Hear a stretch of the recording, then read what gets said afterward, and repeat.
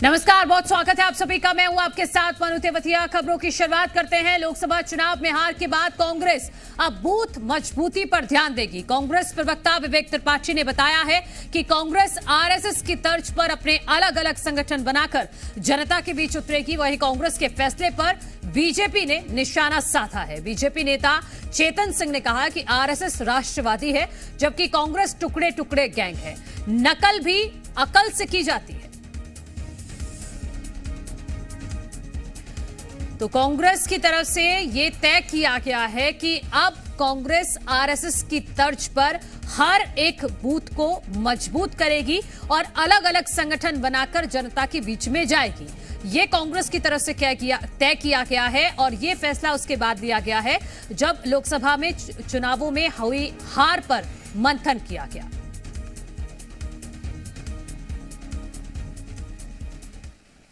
देखिए, हमारे बूथ प्रबंधन को हम मजबूत करने जा रहे हैं। जैसा हमारे विरोधी आरएसएस का बूथ प्रबंधन है, हम उससे मजबूत एक बूथ प्रबंधन करने जा रहे हैं। पूरे मध्य प्रदेश के 64,000 बूथों पे हम एक सशक्त टीम तैयार करने वाले हैं जो कि जनता से जुड़े हुए सीधे मुद्दों पे काम करेगी और कांग्रेस की विचारधारा को प्रत्येक व्यक्ति तक पहुँचा।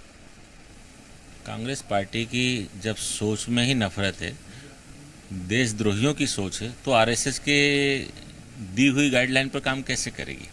आरएसएस की सोच तो फिर राष्ट्रभक्ति है, देशभक्ति है, देश के नवनिर्माण की है, और उनकी तो टुकड़े टुकड़े गैंग के नवनिर्माण की है। तो ये कभी हो ही नहीं सकता है। कांग्रेस जो कहती है वो करती, तो आज कांग्रेस कहाँ से कहाँ होती। नकल करने से, जैसे कहते हैं ना, पूरा कुनवा गांधी की नकल करके नकली गांधी परिवार है, वंशज तो फिरोज गांधी के हैं ना, तो कहाँ से अकल कहाँ से लाओगे? नकल के लिए भी तो अकल चाहिए, अकल है नहीं। और राहुल गांधी पूरा परिवार अकल के मामले में दिवालिया है। और इसी पर बातचीत करने के लिए हमारे सहयोगी प्रमोद शर्मा जुड़ गए हैं। प्रमोद, नई रणनीति के तहत कांग्रेस पार्टी आरएसएस की तर्ज पर अब जनता के बीच में जाना चाहती है, लेकिन भारतीय जनता पार्टी ये कह रही है कि नकल करने के लिए भी तो अकल चाहिए ना।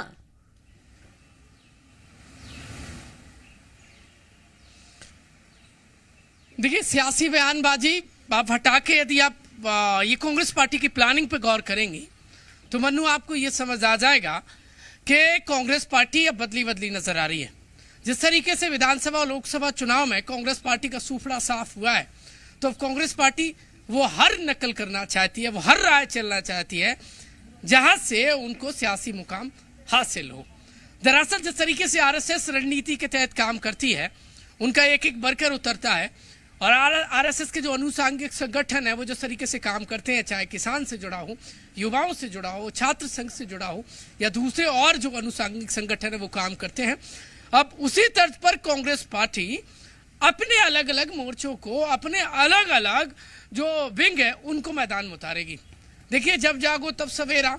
यदि कांग्रेस पार्टी जाग रही है और यदि कॉपी भी ठीक करती है तो मुझे लगता है कि कुछ तो आउटकम निकलेगा। अब कांग्रेस पार्टी के इस प्लान, जो बूथ कॉन्सेप्ट है, जो बीजेपी ने जिस बूथ कॉन्सेप्ट के सहारे मध्य प्रदेश के आप अंदाजा लगा लीजिए लगभग 70% के आसपास, 60-70% के बीच में बूथ जीत लिए एक तरफा। कांग्रेस पार्टी 50% में भी नहीं रह पाई। अब उस बूथ कॉन्सेप्ट को मजबूत करेगी। हालांकि ये बात भी सही है कि ये कॉन्सेप्ट कांग्रेस पार्टी की यूथ विंग के पास था और जो काम नहीं कर पाए। अब कांग्रेस पार्टी के ऑफिशियली प्रवक्ता विवेक त्रिपाठी जो कह रहे हैं कि आरएसएस में यदि कुछ अच्छा है तो हमें एक्सेप्ट करने में बुराई क्या है।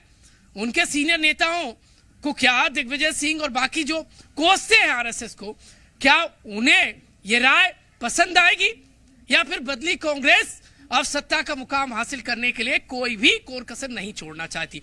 बीजेपी ने कहा कि राष्ट्रवाद की राय आरएसएस चलती है और कांग्रेस पार्टी तो ये कर ही नहीं सकती है क्योंकि उनका डीएनए अलग है, वो टुकड़े टुकड़े गैंग में काम करते हैं। तो बीजेपी भड़कती नजर आ रही है क्योंकि यदि आरएसएस की तर्ज पर और कांग्रेस पार्टी देखिए जिस प्लान को कॉपी कर रही है और उस प्लान के सहारे बीजेपी सत्ता की शिखर पर है, यदि कोई और पॉलिटिकल पार्टी उस प्लान के जरिए यदि मैदान में उतर रही, मतलब साफ है कि घाटा तो बीजेपी को लग सकता है। इसीलिए बयान अब देखेंगे तो पलटवार बहुत एग्रेसिव नजर आ रहा है। खैर, अब इस प्लानिंग को जमीन पर कांग्रेस पार्टी कितना उतार पाती है, कितना फायदा होता है, क्योंकि उस समय बहुत से कांग्रेस पार्टी कह रही है हमें पूरे 5 साल तैयारी करनी है और क्या आरएसएस और बीजेपी की कॉपी करके मध्य प्रदेश में देश के दिल में जगह बना पाएगी जनता के बीच में कांग्रेस पार्टी, ये आने वाला समय बताएगा। लेकिन दोनों ही प्लान कांग्रेस पार्टी कितने मैदान में उतार पाती है, क्योंकि अभियान बहुत सारे आते हैं, अभियान पर आर पार होती है, लेकिन जनता के दिल तक कांग्रेस पार्टी अपने अभियान नहीं पहुंचा पाती है।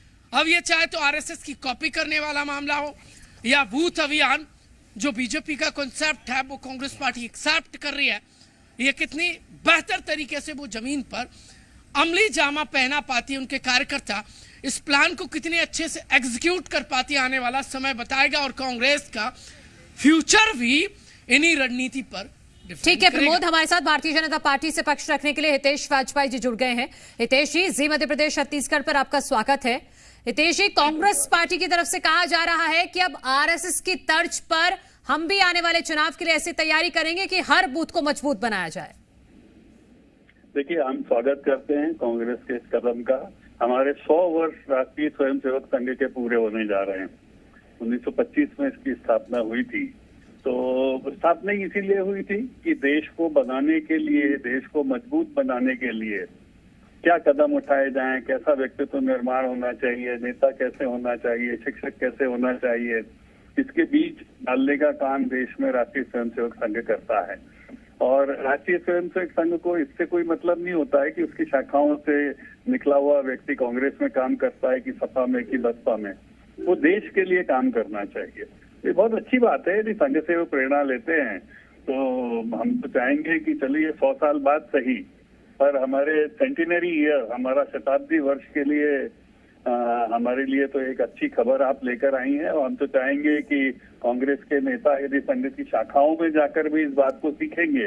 नहीं, हितेश वाजपेयी जी, हितेश वाजपेयी जी, कांग्रेस ने कहा है कि जैसे आरएसएस बीजेपी के लिए काम करती है, हर बूथ को मजबूत करने के लिए काम करती है, वैसे ही हम भी अलग से इस तरह की कमेटियों का गठन करेंगे जो कांग्रेस पार्टी के लिए काम करेंगी। देखिए, यदि कांग्रेस ने ऐसा कहा है तो फिर उन्होंने राष्ट्रीय स्वयंसेवक संघ को समझा ही नहीं है, क्योंकि राष्ट्रीय स्वयंसेवक संघ देश के लिए काम करता है। राष्ट्रीय स्वयंसेवक संघ भारत की अवधारणा पर काम करता है। तो यदि आप ये समझ रहे हो कि राष्ट्रीय स्वयंसेवक संघ भारतीय जनता पार्टी के लिए काम करता है तो ये तो बेकार की बात है। राष्ट्रीय स्वयंसेवक संघ को 100 साल हो गए हैं। भारतीय जनता पार्टी का जन्म तो 1980 में हुआ है। तो मुझे लगता है कि फिर तो अभी इनको और वक्त शाखाओं में गुजारना पड़ेगा राष्ट्रीय स्वयंसेवक संघ को समझने के लिए। ठीक है, के मिश्रा जी भी हमारे साथ जुड़ गए हैं कांग्रेस पार्टी का पक्ष रखने के लिए। के मिश्रा जी, आप ही के प्रवक्ता की तरफ से कहा गया कि आरएसएस की तर्ज पर अपने अलग अलग संगठन बनाकर जनता के बीच में जाएंगे, लेकिन बीजेपी ये कह रही है कि नकल करने के लिए भी अकल चाहिए होती है। मनु जी, देखिएगा, पहली बात तो मेरे जिस प्रवक्ता ने यदि ये कहा है कि आरएसएस की तर्ज पर हम काम करेंगे, मैं उनसे सहमत नहीं हूं। हमारे पास गांधी है और आरएसएस के पास गोडसे है, तो क्या हम गोडसेवादी विचारधारा को अपनाएंगे? संभव ही नहीं है। आपसे हम समर्थक नहीं है, जाने दीजिएगा। और आप गलत कह रहे हैं। आरएसएस गोडसे का समर्थक नहीं है, बस इतना कह रहा हूँ। डॉक्टर साहब, मेरा निवेदन सुन लीजिए। मैंने आपको सुना है, आप मेरी कृपा करके मेरी बात को मैं बस सर मैं गंभीरता से केवल एक करेक्ट मेरी बात समझ यूं ही जाया कर देंगे। ये स्ट्रेटजिकल है। आपका मूल ही बात हो गया ना सर, तो फिर ब्याज कहाँ से आएगा? आपने कहा कि आरएसएस 100 सालों की हो गई है, अगली साल आप 100वां वर्ष मनाएंगे, मगर मुझे अफसोस है, मैं भी कि 100 सालों में उस आरएसएस का संविधान नहीं है, उसकी मेंबरशिप नहीं है। आरएसएस के लोग 2.5 लाख के चश्मे और प्लेन में कैसे घूमते हैं? भटक गए कभी। के मिश्रा जी, जो मैंने सवाल किया था आप उस पर जवाब दीजिएगा जी। जो मैंने सवाल किया है आप उस पर जवाब दीजिएगा। आप चाहते हैं तो मैं रिपीट कर दूं। मेंबरशिप क्यों नहीं, संविधान क्यों नहीं है उसका? ये भी तो देश को बताना होगा ना। अगर तो फिर आरएसएस की तर्ज पर चलने की क्यों बात कही जा रही है आपके पार्टी के प्रवक्ता की तरफ से? मैं कभी भी आरएसएस के पक्ष में नहीं हूं, और जो भी व्यक्ति कांग्रेस की विचारधारा को समर्पित है वो अपने मुंह से आरएसएस का नाम लेना भी अपमान को बाहर करिए। आरएसएस हमारी रोल मॉडल नहीं है। हमारी कार्य पद्धति आर्य प्रमोद आपके पास आ रही हूँ, आप सवाल लीजिएगा। के मिश्रा जी की बात पूरी हो जाए। उस प्रवक्ता को बाहर करिए, अपन चर्चा खत्म कर देंगे। उसके उसके लिए आपके सुझाव की जरूरत नहीं, वो निर्णय हम कर लेंगे। मगर आरएसएस कांग्रेस की विचारधारा की कभी भी रोल मॉडल डॉक्टर साहब नहीं हो सकती है। और मैं फिर कहना चाहूंगा, मुझे लगा कि हमारे लिए तो आपकी नफरत की दुकान है, तो ऐसा ये मिसकम्युनिकेशन है फिर तो। के मिश्रा जी, ये तो फिर मिसकम्युनिकेशन है। प्रमोद शर्मा मेरे सहयोगी सवाल करेंगे। प्रमोद, सवाल ले लीजिए आप। ठीक है, के मिश्रा जी, 1 मिनट। प्रमोद।